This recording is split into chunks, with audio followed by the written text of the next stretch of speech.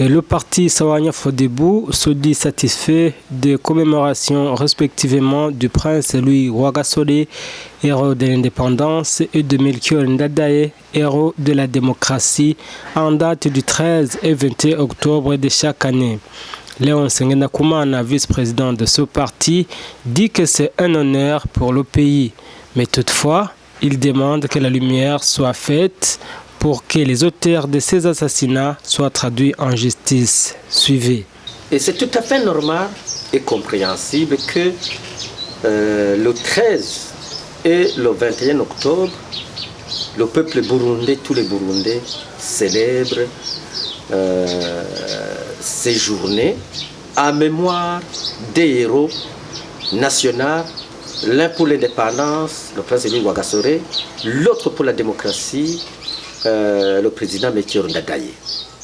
Ces deux illustres personnalités avaient un dénominateur commun: être des visionnaires, être des hommes de compromis, être des hommes tolérants, doués, intelligents, des hommes qui avaient le sens d'organisation de la société, de telle sorte que tous les Burundais cohabitent pacifiquement.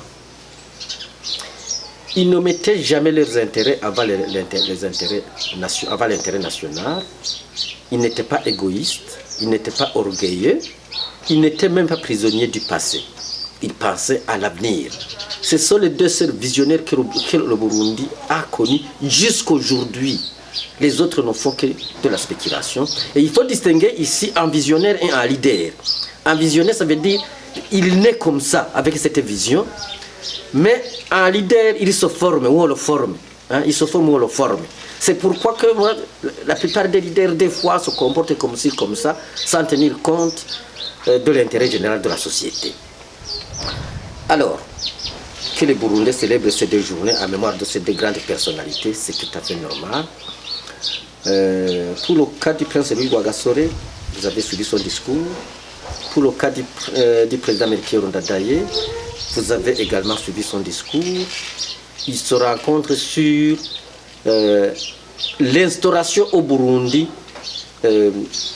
d'un état de droit basé sur les lois, et pas n'importe quelle loi. Les lois qui protègent le citoyen, les lois qui mettent le citoyen au centre des préoccupations de la société. Est-ce que les jugements si les assassinats de ces personnalités ont été rendus? Oui et non.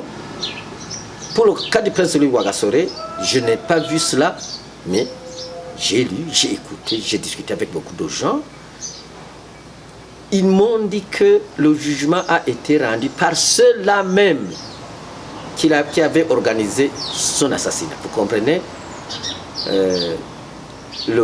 quel est le jugement qui a été rendu? Jusqu'à ce que récemment, il y a eu beaucoup de Burundais qui ont écrit une lettre ouverte au gouvernement belge et au gouvernement du Burundi qu'il faut reprendre ce jugement, l'instruction de ce jugement, établir responsabilité et juger les auteurs, les véritables et les vrais responsables de ce crime.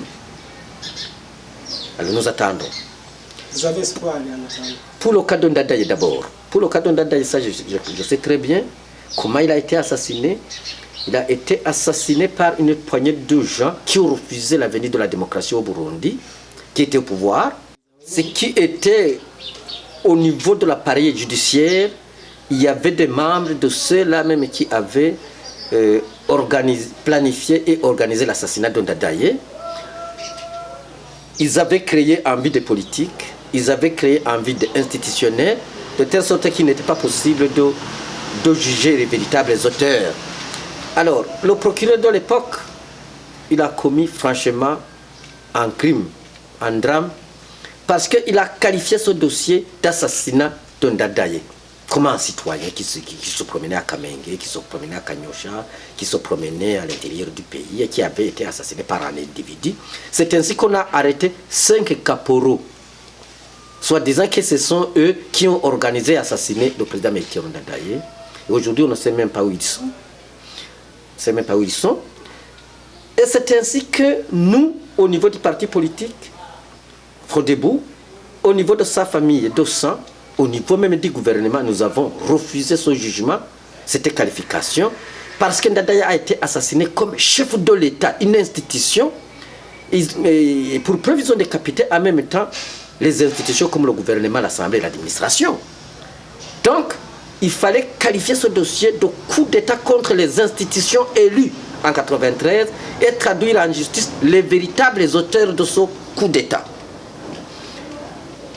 Alors, nous avons porté plainte, nous avons fait recours au niveau de la Cour suprême, mais malheureusement, depuis les années 1994 jusqu'à aujourd'hui, le dossier n'a pas encore été réouvert. Ça veut dire qu'il a été certainement classé sans suite, mais malheureusement, même avec l'arrivée du CNDD-FDD, avec des capacités comme un pouvoir élu, un pouvoir disposant des moyens comme l'armée, la police, les OPJ, les magistrats, les juges, qui ont aux affaires au niveau de l'appareil judiciaire, on avait cru que cette affaire allait être rapidement tranchée. Nous avons été surpris d'entendre que le parti CNDD-FDD projetait et même garde l'option de verser ce dossier dans la commission vérité et réconciliation, alors que cette commission, au-delà qui n'a pas de compétences judiciaires, qui ne peut pas travailler aujourd'hui et rendre la vérité, et mettre au clair la vérité sur ces deux dossiers, assassinat du prince Louis Rwagasore et assassinat du président Melchior Ndadaye. Impossible. D'ailleurs, la loi qui met en place la commission a omis dans ses dispositions l'aspect judiciaire. Qu'est-ce qui va être fait? Ça veut dire amnistie, une amnistie générale. Et ça, on n'acceptera pas. Nous allons continuer à exiger que ces dossiers soient réouverts et que le jugement soit rendu pour que les auteurs, les planificateurs, les exécuteurs de ces assassinats soient connus.